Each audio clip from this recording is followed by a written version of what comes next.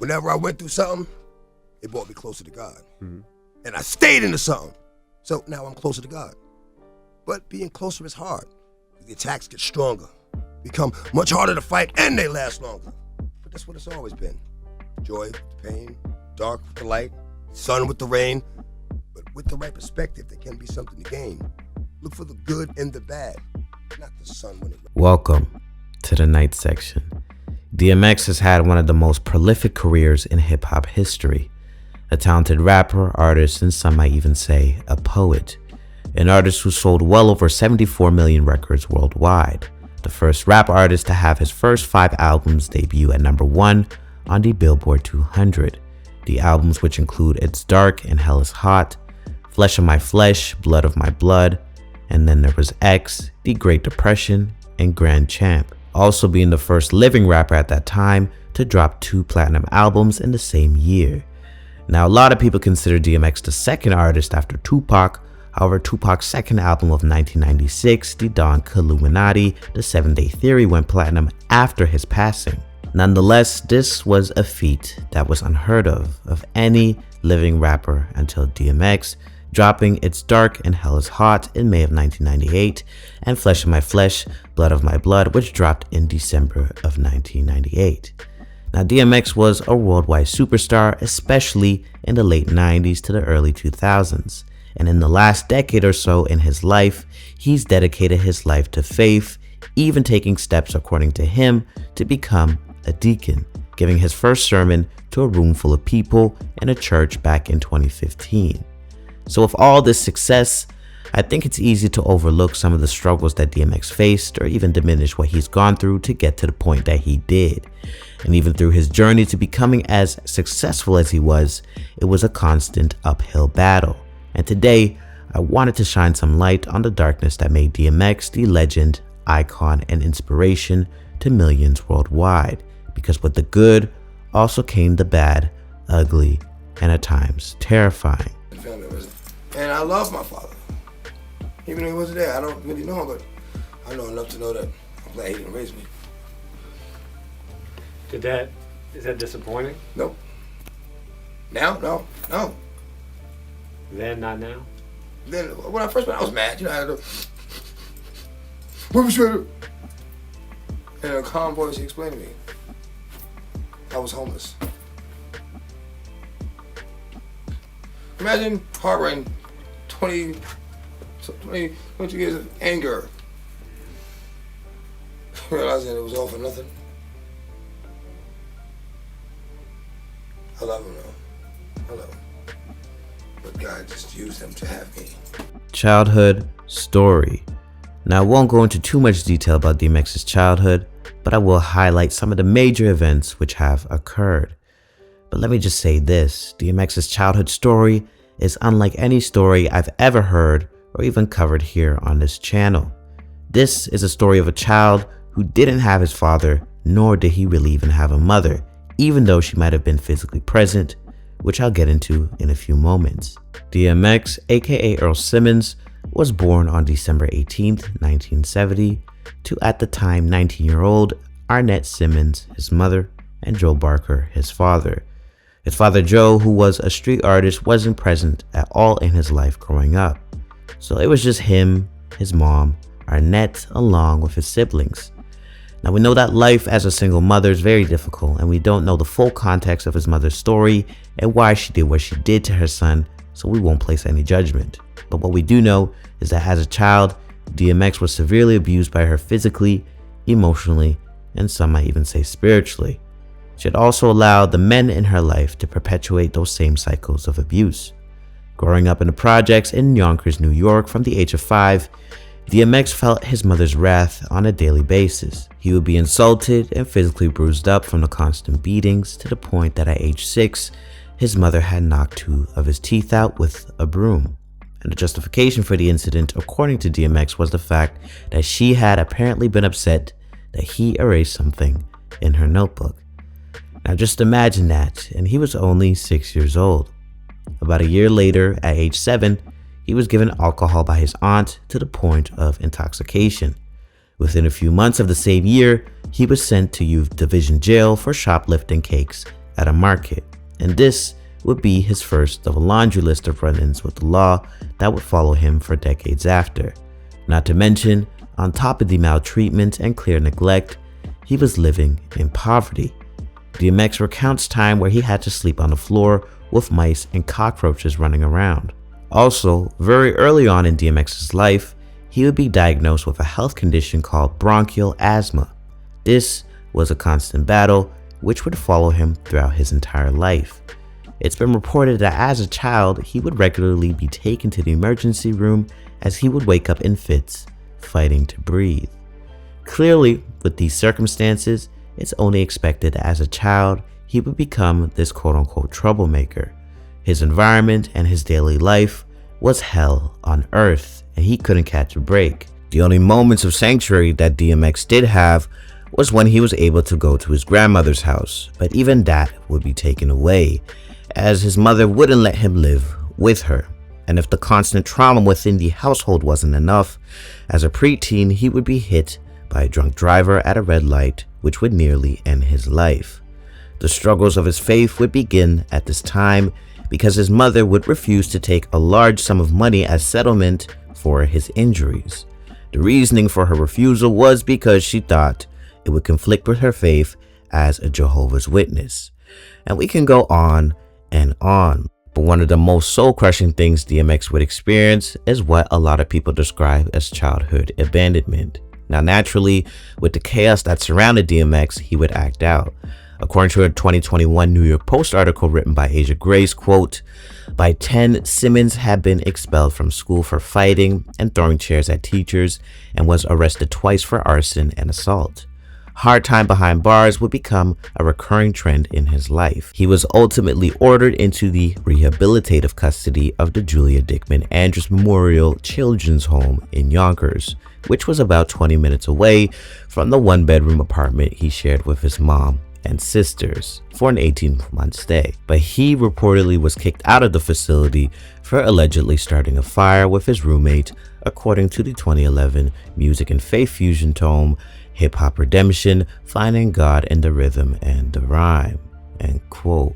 Now, what's sad about DMX being sent to the children's home was the fact that his mother had actually tricked him into going, as she had made it seem that they were just visiting, but obviously he ended up there for 18 months.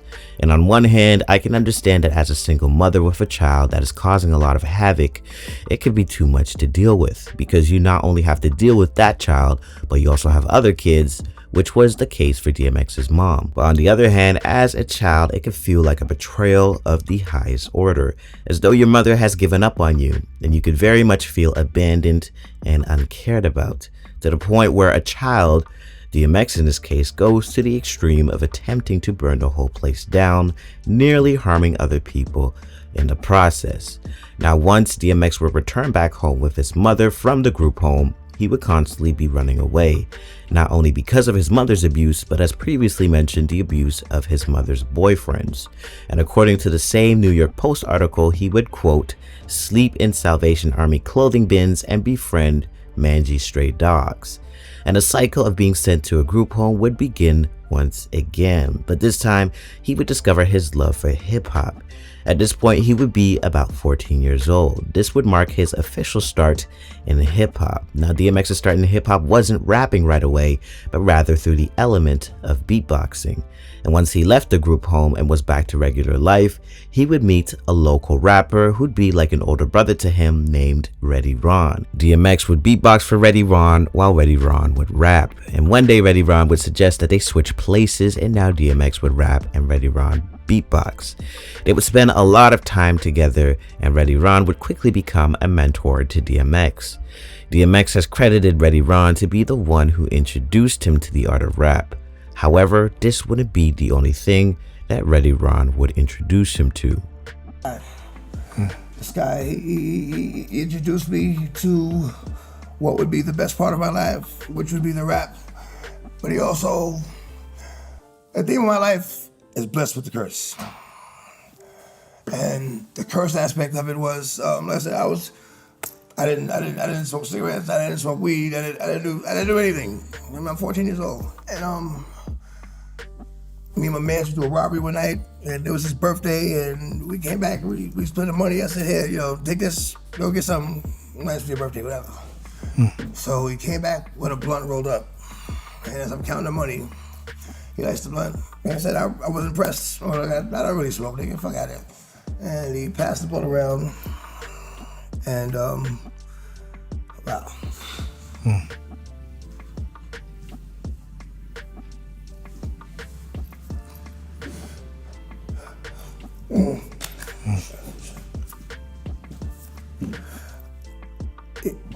And I hit the blunt, and I'm like, I was no longer focused on the money. I never felt like this. Like it just f***ed me up. I'm like, the f***. And I later found out that he laced the blunt with the. Ready Ron had introduced DMX to, let's just say, illegal substances, and after the passing of DMX, Ready Ron had conveniently decided to clear his name and denied that he had any part in those substances nor introduced DMX to said substances. Whether or not this is true, we will never truly know, but I would take DMX's word for it, as he has no reason to lie about something like that and has always been raw and honest about his past and his past transgressions. And this could really just be Ready Ron trying to clear his conscience. Now moving on, this would mark the beginning of DMX's battle with substances, which would follow him throughout his life and career. The rise of DMX. The rise of DMX's career would be very closely intertwined with his stints in jail. On one hand, he would be making progress in his career, and on the other hand, we would hear him going to jail for a plethora of reasons, to the point that it's been said that he's gone at least 30 times throughout his life. Some say that it's even a miracle that he was able to still maintain relevance within hip-hop, let alone still be motivated to work on music while being imprisoned. Now, I'm not going to go into detail about every single arrest and instance of him going to jail, but I do want to mention one in particular, and that was his first. Back in 1986, when DMX was about 15 years old, was when he was imprisoned for the first time for stealing a dog from a junkyard. He was taken to Woodfield Detention Center in Valhalla, New York, and within a few weeks he managed to escape with another inmate, but was eventually forced to turn himself back in by his mother. This was the first of many instances where he was sent to jail, but this is relevant not only because it was his first or the fact that he somehow managed to escape the detention center, but it's because we see a common thread of DMX's love for dogs, so much so that he would steal them. And so how did you develop your love for dogs? Because was that like... I used to steal dogs. Wow. Statute of limitation. That was like, young little nigga too. You know what I mean? Gain the dog's confidence, you know what I'm saying? Pet them. Because like I said, you get friendship. Wow. And then, I don't know if I told you this, the one time when I stole a dog, huge, pit bull, massive head, and I got in the house about maybe 5:30, 6 o'clock in the morning, and the project's got the linoleum floors, and they got the dog with the belt, his collar, and scratching the floor. I was like, get that motherfucker out of here. Like, wow, it took me like 3-4 hours to steal this motherfucker. I'm not just gonna give him away. Like, you serious? You mean? Like, that's the whole diamond, nigga. Right. And she's like, get him out of here now. I'm like, all right. I went in the refrigerator, took freezer, 2 hot dogs. We went up to the roof. And you know how on the top of the roof, there's that extra structure that leads to the elevator shaft. You know what I'm saying? That little tiny building that's on top of the roof. Okay. So I tied him to the step. I sat there with him. Had him on my lap. You know what I'm saying? Gave him a hot dog. I had a hot dog. Fell asleep. You know what I mean? Maintenance man woke me up, tapped my foot. So, I gotta get to the elevator. I'm like, he said, your dog won't let me by. Oh, wow. I'm like, wow. He woke up while you were sleeping. All I did was kept it real with this nigga. You know what I mean? Right. Gave him half what I had and stayed there. You know what I mean? Because he laid his hand on my lap. You know what I You're mean? saying that's your first time you developed a love for a dog? That was dope. That's when I knew it was like, fuck people. Right. The connection that DMX had with dogs was really developed when he found sanctuary in the streets when escaping his conditions at home as a young boy to teenager. He saw himself in these dogs that people would abandon in the streets, and at a certain point in his life, these stray dogs would be the only real family that he felt he had. Now, if you guys are familiar with DMX and his music, a lot of his style and approach would incorporate that love and appreciation for dogs, whether that be in his ad-libs barking, to the titles of his songs, lyrics, and even background vocals. Even when he rose up in the ranks in terms of career, his love for dogs would shine through, as his first hit single back in 1998 was titled Get At Me Dog. And even within the song Dogs for Life, where you can see he uses the term dog, which is very popular in hip hop as slang to refer to as a friend. But interestingly enough is what DMX also attributes to real life dogs, being his best friend and even family. It's also important that we point out DMX's vulnerability and openness about his struggles and life in his music, one of the main reasons why he even became so popular in the first place.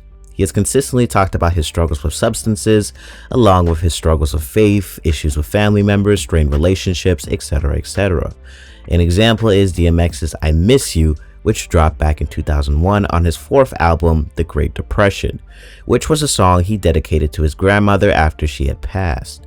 The song was like a letter to his grandmother, reminiscing on when she was alive and also detailing what's happened within the family since she's passed. And this is just one example of how DMX would get personal in his songs. Another example is the song Slippin', DMX's first single off his 1998 album, Flesh of My Flesh, Blood of My Blood, which a lot of people can say is an inspirational song and an admission of some of the struggles he's been through. In the first verse, he talks about his upbringing and he makes the connection and is fully aware of how his upbringing, having no father and an abusive mother, led to him being institutionalized at a very young age. In the chorus, it's almost as if he acknowledges that at several times in his life, he's been at the very bottom, but there is still hope for him, with the lines, quote, "Hey yo, I'm slipping, I'm falling, I can't get up. Hey yo, I'm slipping, I'm falling, I got to get up. Get me back on my feet so I can tear shit up," end quote. But what I really wanted to highlight in the song is in the second and third verse, where he gives some details about his struggles with substance abuse. In verse 2, he says, quote, "Used to have to puff my L in the morning before I could fly. Ate something, a couple of 40s, made me hate something. I did some now I'm ready to take something. 3 years later, showing signs of stress. Didn't keep my hair cut or give a of how I dressed." And in verse 3, he says, quote, "Something's got to give, gots to change, cause now I've got a son. I gots to do the right thing for shorty, and that means no more getting high, drinking 40s, end quote. DMX's lifelong battle. As we all know, DMX had consistently struggled with substance abuse and addiction. I mean, who could blame him? With everything that's happened in his life, with probably no education, unhealthy coping mechanisms, let alone being introduced to a hardcore substance at only 14. It's very likely that anybody else going through what he went through would also have a lifelong battle with substances. Over the years, he's tried to get help, whether that be with his music, his spirituality, and faith, or getting professional help like going to rehab starting in 2002, then later 2017 and 2019.